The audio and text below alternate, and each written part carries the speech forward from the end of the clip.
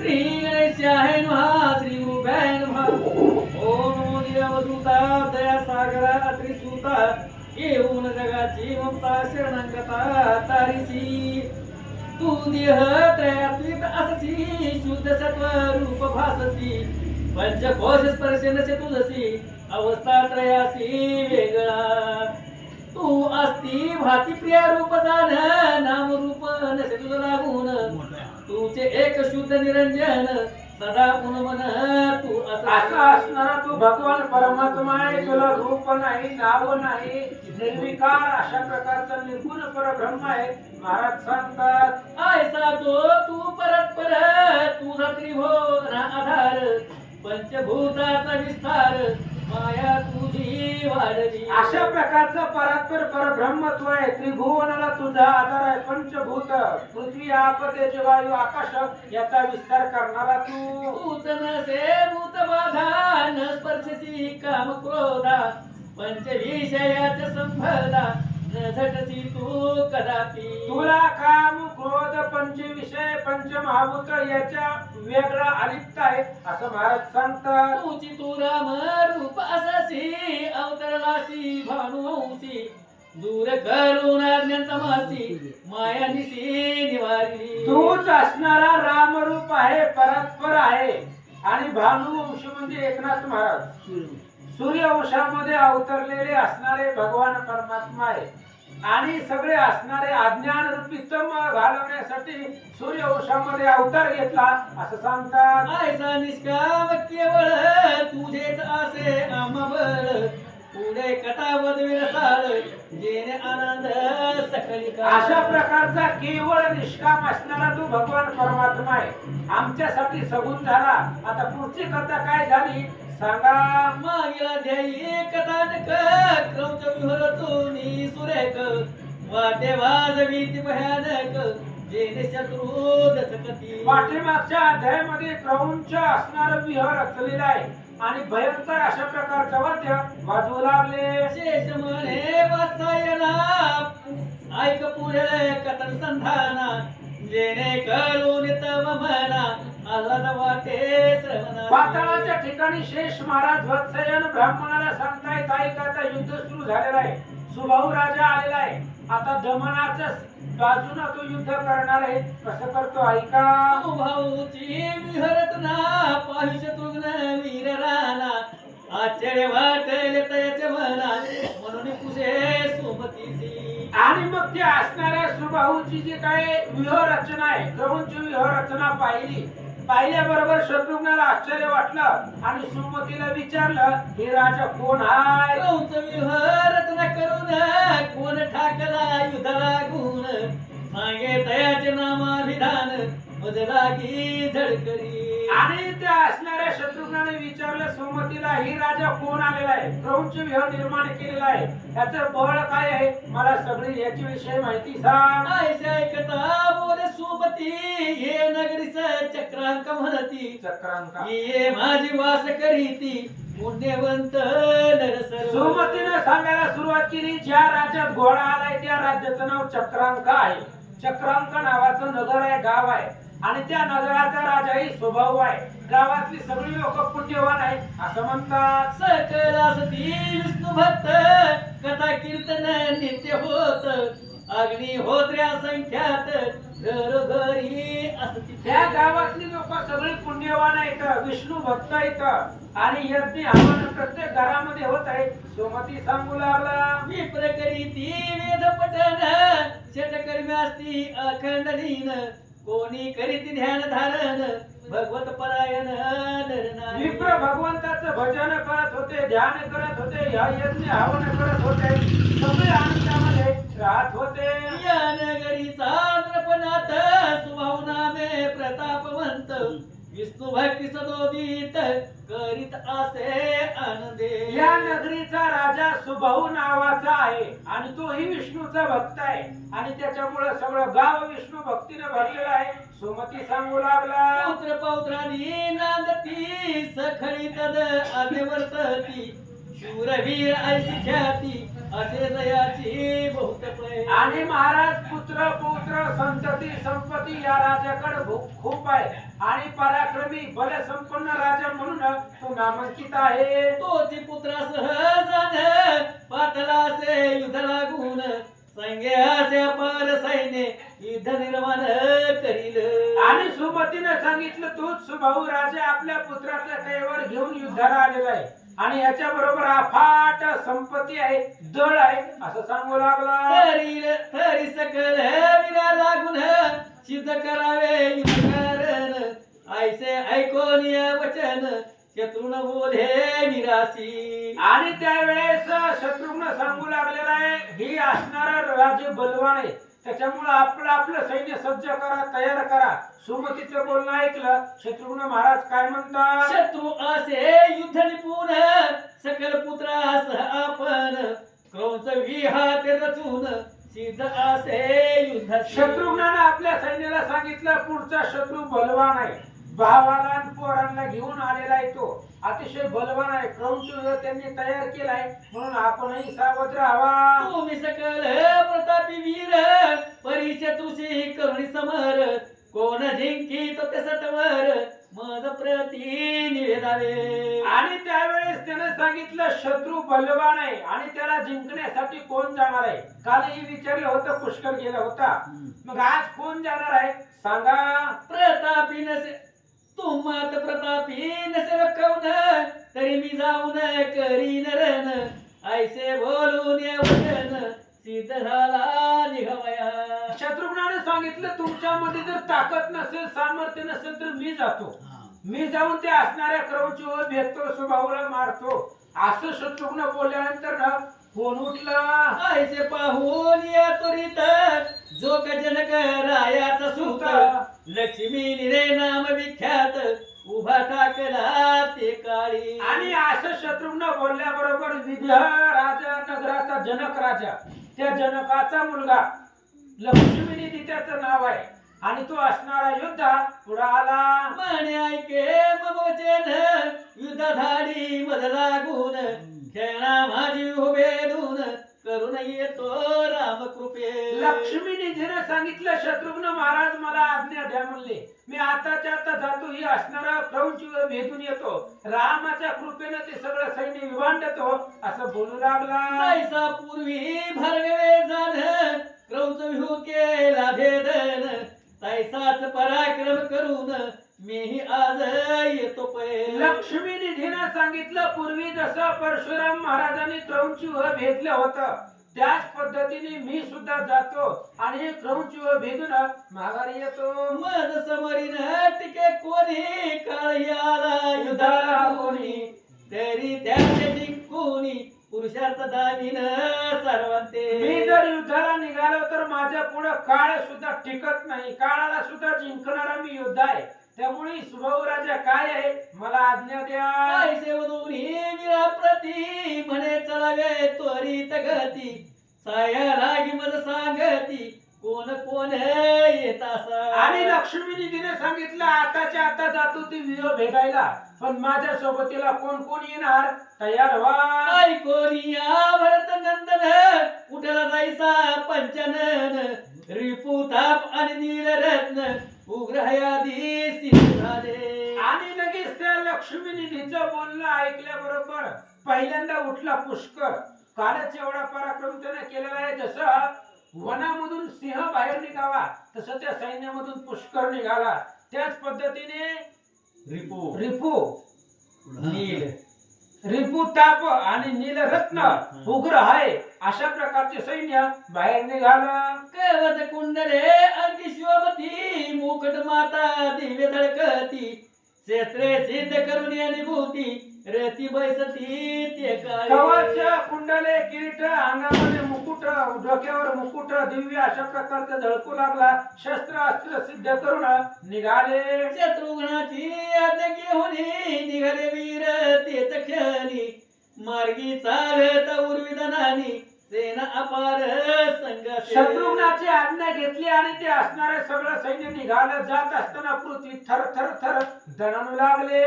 ती क्षणे करू संवार कोण टिकेल आमसमोर शस्त्रे उचलून या वीर धावताती एक सरा. आणि हे असणाऱ्या शत्रुघ्नाचं सैन्य निघालेलं आहे. त्याच्यामध्ये मुख्य लक्ष्मी निधी आहे, पुष्कर आहे, रिपुताप आहे, हयग्रीव आहे, उग्रहय आहे. अशा प्रकारचं सैन्य निघालं. उड्डगना माझी चंद्र जैसा लक्ष्मी निधी शोभे तैसा परी शत्रू शिकारता भासले की समरे. आकाशामध्ये चंद्र शोभिवंत दिसावा तसं सगळ्या सैन्यामध्ये लक्ष्मी निधी शोभून दिसू लागला. पण शत्रूचा का असावा तसा निघाला. सकळ वीर धाविन रे आयशे शत्रुघ्ने अवलोकिले सेनापतीचे अन्न पिले चला जाऊ त्वरित गती. आणि लगेच शत्रुघ्नानं त्या ठिकाणी असणारा पाहिलं हे गेलेला आहे. शत्रुघ्नाने विचार केला ह्याच्या पाठीमाग आपणही जावं. म्हणून सेनापतीला सांगितलं चला आज असे युह भेदन तरी जाऊ युद्ध आपण ऐसे बोलून या वचन हाती धनुष्य घेतले. शत्रुघ्नाने विचार केला व्यूह भेदायचाय आणि व्यूहामध्ये कुणाची गरज कोणाला लागेल काही सांगता येत नाही. आपलं सैन्य अडचणीत येऊ नये म्हणून चला शत्रुघ्न धनुष्यबाण घेऊन त्या पाठीमागून निघाला. सकल सेना निघाली चालत मार्गी दाटी झाली वाद्य नाद दणानली पूर्वी जाण ते काळी. आणि मग सगळं सैन्य सिद्ध झालेलं आहे, निघालेलं आहे. पृथ्वी मंडळ डळमळू लागलं, नाद आकाशापर्यंत घुमू लागला. शत्रू वीर चालीला पुढती तय मागे रथ चालती गजवाजे आणि पदाती चालिले असते अनुक्रमे. शत्रुघ्न वीर पुढे निघालेला आहे. त्याच्या पाठीमाग हातीदळ, घोडेदळ, पायदळ, चतुरंग सैन्य निघाला. रणांगणी दाटेल वीर जैसा पसरला सागर नाना परिवाद्य गजर करती तेव्हा वीर ते. रणांगणामध्ये सैन्य निघालेले दिसत समुद्राचं पाणी अफाट पसरावं तसं शत्रुघ्नाचं सैन्य दिसू लागलं. वाजी हिंसती अपार सर्वही करती जय जयकार तेने गाजले अंबर वाटे अकांत मांडला. घोडे जरी हिंसले तरी सध्या त्या ठिकाणी असणारा मोठा आवाज होत होता. सगळ्यांनी जय जयकार केला. रामचंद्राच्या नावानं आकाश दुमदुमून गेलं. दोन्ही दळा माझारी वीर असती अपरंपारी इतक्या माझी मुख्य वीरी अवलोकिले परस्परा. आणि एवढ्या वेळामध्ये दोन्ही असणाऱ्या सैन्यामध्ये भरपूर सैन्य आहे, दळ आहे, मुख्य वीर आहेत. आणि हे असणारं शत्रुघ्नाचं सैन्यानं सुभाऊच्या सैन्याला पाहिलं. मुख्य जी वीर होते त्यांनी आपापसामध्ये पाहिलं. ग्रौंच विहाचे मुख भागी सुख रक्षित स्व अंगी तयासी अवलोकून वेगी लक्ष्मी निधी धाविन. क्रौंच विह जो होता त्या क्रौंच विहाच्या तोंडाला सुकेतू हे असणारा सुबाहूचा भाऊ आहे आणि तो असणारा सुकेतू होता. आणि मग सुकेतू आणि त्याच्या बरोबर युद्धाला लक्ष्मीने शत्रुघ्नाकडून धावला. उभा ठाकला तया समोर म्हणे ऐक रे रणचतुर तुझ मारावया धनुर्धर पातलो मी या ठाया. आणि त्यानं सांगितलं हे बघ म्हणले मी त्या ठिकाणी तुझ्या बरोबर युद्धासाठी आलेला आहे. सुकी तुला लक्ष्मीने म्हणू लागलेला आहे आणि तुला मारण्यासाठी मी आलोय. तुला जर माझी ओळख पाहिजे असेल तर मी कोण आहे सांगतो. जरा म्हणसील कवन तरी ऐके वर्तमान विदेही जनकाच विनंदन नाम माझे लक्ष्मी निधी. आणि त्या लक्ष्मी निधीने सांगितलं तुला जर वाटत असेल मी कोण आहे तर विदेह नगरीचा मिथिला नगरीचा राजा विदेह जनक आणि त्या जनकाचा मी मुलगा आहे असं बोलू लागला. सकळ युद्ध कला निपुण असे गुरु कृपे जाण आता दावीन तुझ लागून पराक्रम पै माझा. आणि सगळ्या सैन्यामध्ये गुरु कृपेने मी प्रवीण आहे. आता माझा पराक्रम तुला दाखवतो. श्रीराम जो का अयोध्यपती तेने यज्ञाश्व सोडी लक्षिती तुम्हासी कैसी पडली भ्रांती कार्य मरता व्यर्थची. लक्ष्मणीने सांगितलं अरे अयोध्यपती रामचंद्र आहे आणि त्या रामाचा घोडा पकडण्याचं धाडस तुमचं झालंच कसं. जरा पाठी वाचून तरी विचार करायला पाहिजे होता.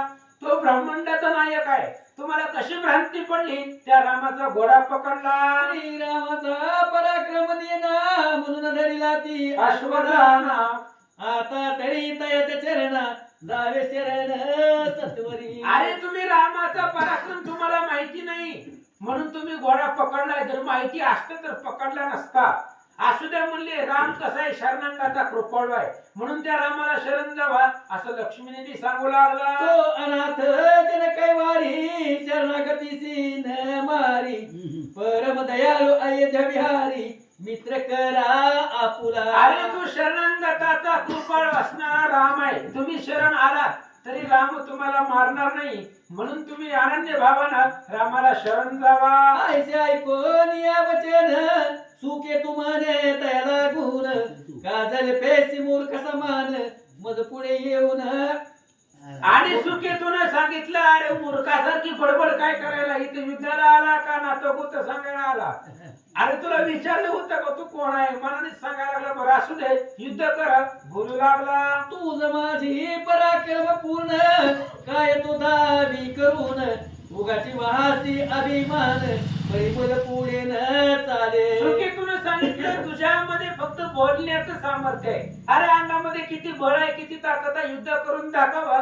सुकेतू बोलू लागला, जंबुके करीता गर्जना भय न वाटे पंचनना देवी ऐकून तव भाषणा मज न वाटे भैका. अरे कोल्ह्याने किती जरी गर्जना केली तरी सिंहाला भीती वाटत नाही. तसं किती जरी तो बडबड केली तरी मी घाबरणारा नाही. रासीन म्हणून सत्वरी पतंग धावे दीपावरी परी तयाची नवूर भुरी भस्म होय क्षणार्धे. पतंग्याने दिव्याला खाऊन टाकू या उद्देशाने जर पतंग दिव्यावरती झेप घेतली तर पतंगाची जळून राख होणार आहे. तशी तुझी अवस्था. तैसे तुझे शिवरपण मज पुढे न चाले जाण आता पाहे शरसंधान सावधान होऊन. त्या पद्धतीने तुझ्या त्या पतंगासारख्या कोल्ह्यासारख्या वल्गन आहे, माझ्या पुढे चालत नाही. आता जर हिंमत असेल तर माझं शरसंधान सहन कर, म्हणून बाण सोडू लागला. ऐसे मधून से कुतेविरी धनुष्य गुण चढवी सत्वरी आकर्ण ओळून टनटकारी करुण धावी शत्रू. अशा पद्धतीने बोलला सुखी. तुला रागाला धनुष्याला बाण लावला, आकर्ण कानापर्यंत कानाडी ओढली, बाण सोडला. क्रोधावसे करुण बाण जोडी धनुष्याला गुण आकर्ण ओढी ओढून सोडीत अपार सैन्य. राग आलेला आहे सुखी, तुला बाण धनुष्याला लावला, आकर्णापर्यंत कानाडी ओढली, सोडू लागला. तैसे अवकाशी क्षण व्यापी दश दिशासी तैसे शत्रूचे सैन्यासी झाकिले बाणे तीरवा. जसं अवकाशामध्ये त्या ठिकाणी ढग यावा आणि संपूर्ण आकाश ते असणाऱ्या ढगाने काळ्या भंगार दिसावं, तसं बाणाने सगळं आकाश व्यापून टाकलं. जनक सुते पाहून केले तयाचे निवरण मग काढून सहा मार्गन सुकतीवरी सोडी दे. जनकाच्या सुपुत्रानं लक्ष्मीने त्यानं पाहिलं, त्याच्या बाणाचं निवारण केलं. 6 बाण त्यानं काढले आणि सुकेतूवर सोडले. ते लागले वक्षस्थळावरी तेने अच्युत निघाले बाहेरी प्रभाव चालील एक सरी परिणगणी वीरतो. आणि सुकेतूवरती 6 बाण सोडले, ते हृदयावरती लागलं, रांगामधून रक्त वाहू लागलं, पण सुकेतू ते मानित नव्हता. साहून तितो केही बाण लक्ष्मीनी देती लक्ष्मी पूर्ण करी असंख्य संधान अति त्वरे करुणी. आणि त्या सगळे असणारे बाण सहन केले आणि सहन केल्याबरोबर लक्ष्मीने तिला पाहिलं गेलं आणि पाहून काय करतो. परी जैसी पुष्पवृष्टी होत जनक सुता मानितवत अंगातून रुधिर वाहत तरी नगनी वाहते. जसं आकाशामधून फुलाची वृष्टी व्हावी तशा पद्धतीने असणारा बाण लक्ष्मीने सोडू लागला असं सांगतात. श्री गणेशाय नमः. श्री प्रभु रामचंद्राय नमः. परिदैसी पुष्पवृष्टी होत जनक सुत मानी तद्वत अंगातून रुधिर वाहत तरी नगनी बाणाते. आणि अशा प्रकारे बाण सोडलेले होते सुकेतून. पण जसं फुलाचा वर्षा व्हावा त्या पद्धतीने लक्ष्मीने तिने ते बाण मारले. अंगातून रक्त वाहत होत, पण तो बाण लागलेले आहेत असं तो मान्य करत नव्हता. करुणी सकल निवारण मग काही प्रकार मार्गन ते सोडून चंदन सुखे तुचा भंगीला सगळ्या बाणाचं निवारण केलं. मग प्रखर अशा प्रकारचे बाण लक्ष्मी निधीनं काढले आणि ते असणारे बाण सुकेतीवर तू टाकले, त्याचा रथ भंग केला. मग तो पैसे तुझ्या रती भ्रष्टी करी सैन्यावरती बाण सोडी त्वरित गती लक्ष्मी निधी सलक्षोणी. आणि मग तो असणारा त्या ठिकाणी निघा. बाण सोडलेले आहेत, असंख्य अशा प्रकारचे बाण सोडले. दुसऱ्या रथावरती बसल्याबरोबर सुखी तू दुसऱ्या रथावरती बसून त्या असणाऱ्या लक्ष्मी निधीवरती बाण सोडू लागला. मोडी तयाचा चंदन तो तुझ्या रती बैसोन करी अपार शरसंधान सुखे तू वरी ते काळी. लक्ष्मी निधीचा रथ मोडला गेला. दुसऱ्या रथावरती बसला आणि दुसऱ्या रथावरती बसून पुन्हा तो असणारा सुखितू वरती बाण सोडू लागला. ऐसे दोघेही आणि वार न मानिती एकमेकाचे चरव सैन्य पडले अपांपार समसमान दोघांचे. अशा प्रकारचे दोघेही आणीवर होते. एकमेकांचे बाण मानित नव्हते. असंख्य सैन्य पडलेलं होतं.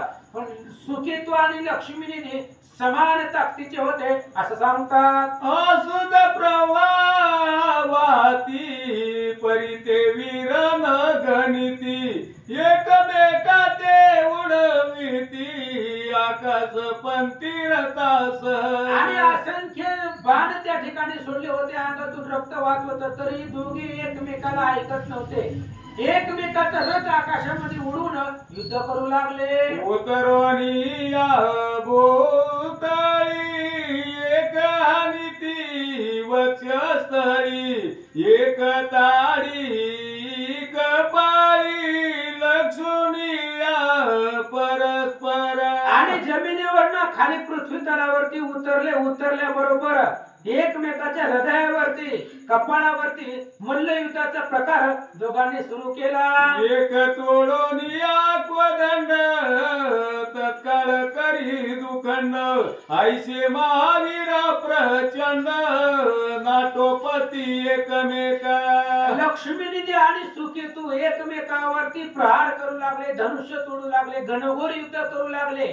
पण एकमेकाला कुणीच ऐकत नव्हतं. पुनरपी करिता शरचंदान एकमेकात लक्षोनी पूर्ण परितोडोनी सकल मार्गन भूमीवरी पाडिती. पुन्हा धनुष्यबाण घेतले, एकमेकावरती शरसंधान सोडू लागले आणि एकमेकाचं बाण निवारण करत असताना बाण जमिनीवर पडू लागले. युद्ध किया माझी लक्ष्मी नदीवीर सोडू वसु संख्या चर ते जावोनी चुके तूवर काय करीतो ते ऐका.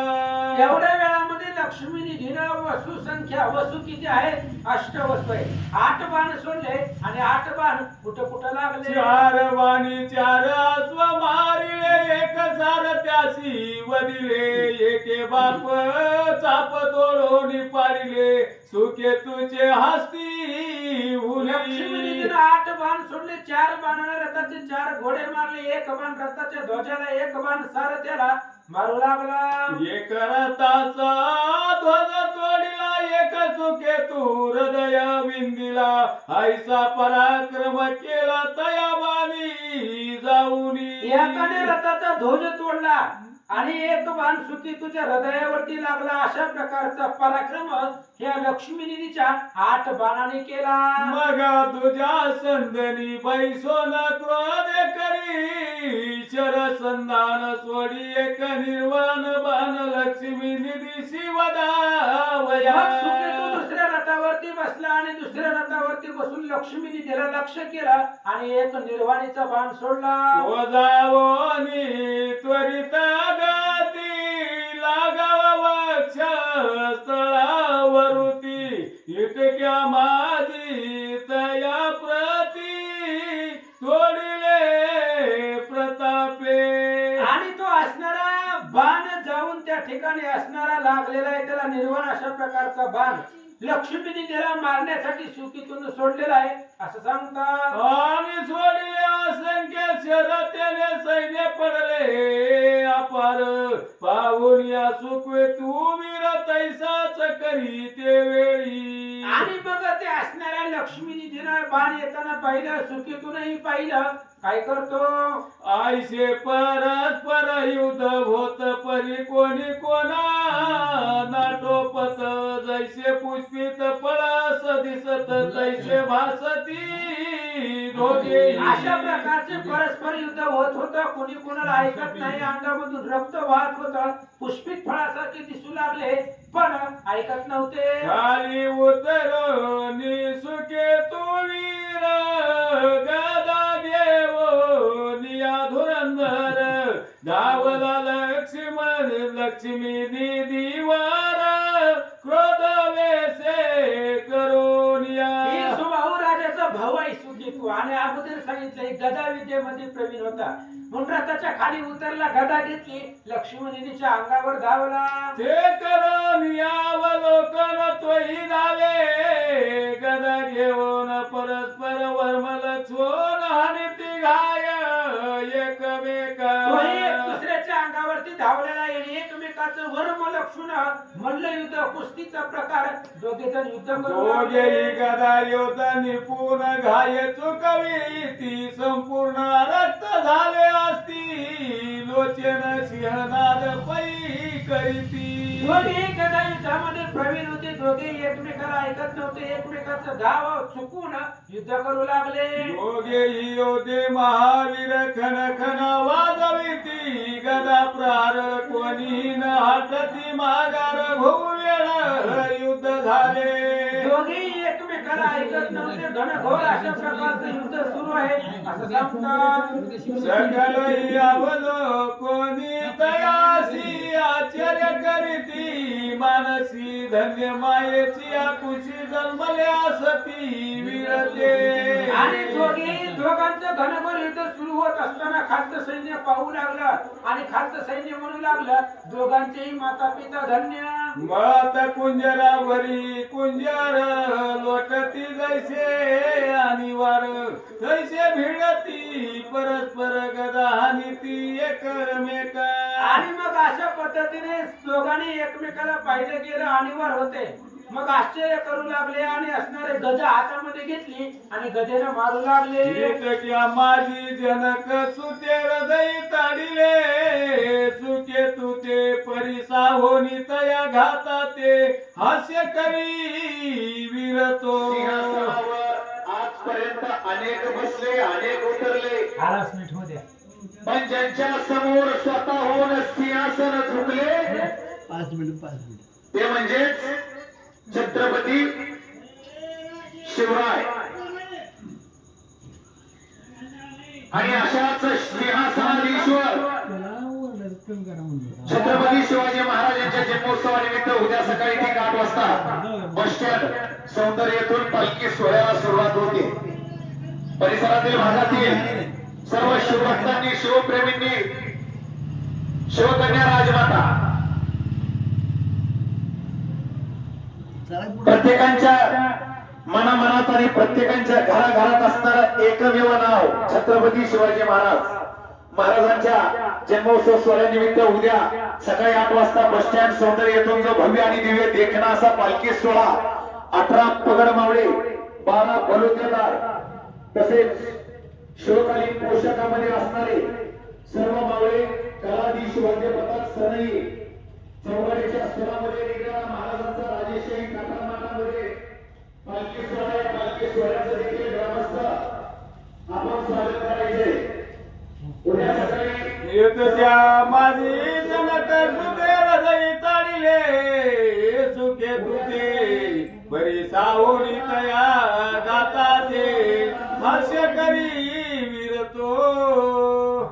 बालके करिता लीला मातंगावरी चेंडू फेकिला कैसा तयाने मानिला गदा प्रहार तुझे पै. लक्ष्मी निधीनं गदा सुखितू वरती मारली, सुखितूला हसू लागला. लहान लेकरू हातीवरती चिरवण्याचा भाग तशी गदा त्याला वाटू लागले.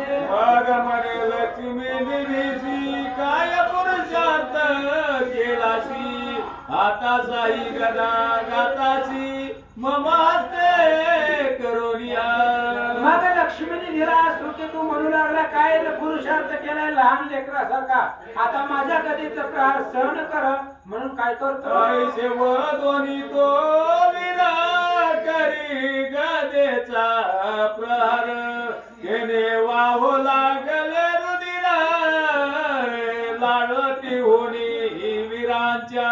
अशा पद्धतीने सुखितून बोलला आणि गदात लक्ष्मी निधीला मारली. त्याच्या कपाळामधून रक्त वाहू लागलं. तेने मगनोनी या सात्वर सुखे तू ताडीला मस्तकावर, होईन गणोनी स्वतंतावर घरी करी घात शत्रूच्या. आणि सुखीतून घाव त्या ठिकाणी मारला. लक्ष्मी निधीनं त्याच्या कपाळावरती मारला, हे नाही त्याच्या कपाळावरती घाव मारला. दोन्ही कोणी कोणाला ऐकत नव्हते. लक्ष्मी निधी नगनी किंचित न होय कवनाचाही घात, जयापजय न होत गदा गदा युद्ध कोणाशी. आणि मग दोघही एकमेकांना मानित नव्हते, त्याच्यामुळे घाबरत नव्हते, भेट नव्हते. जय पराजय कोणाचाच होत नव्हता, समसमान योद्धे होते.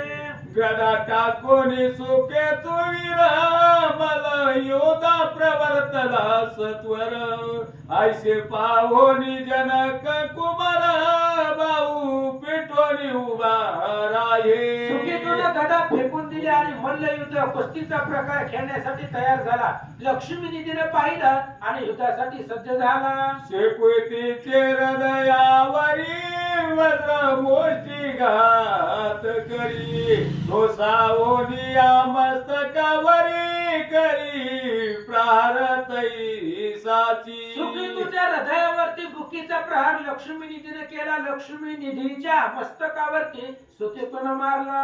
दात खावोनिया परस्पर हानितले लता प्रहारे, वर्मे धरुनिया लेकुरे निपुरे मोडू पाती हस्तपाद. दात खाऊन एकमेकावरती लाताचा बुकीचा मुष्टीचा वर्म जाणून एकमेकाला मारू लागले. नकी करीती विदारण मुके करीती दंश जाण, ऐसे दोघेही वीर समान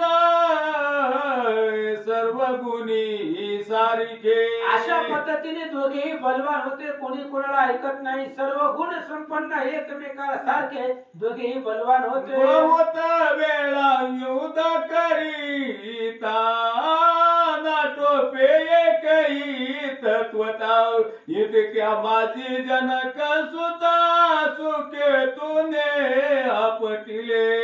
अशा पद्धतीने पाहिलं दोघही एकमेकाबरोबर युद्ध करू लागलेले होते.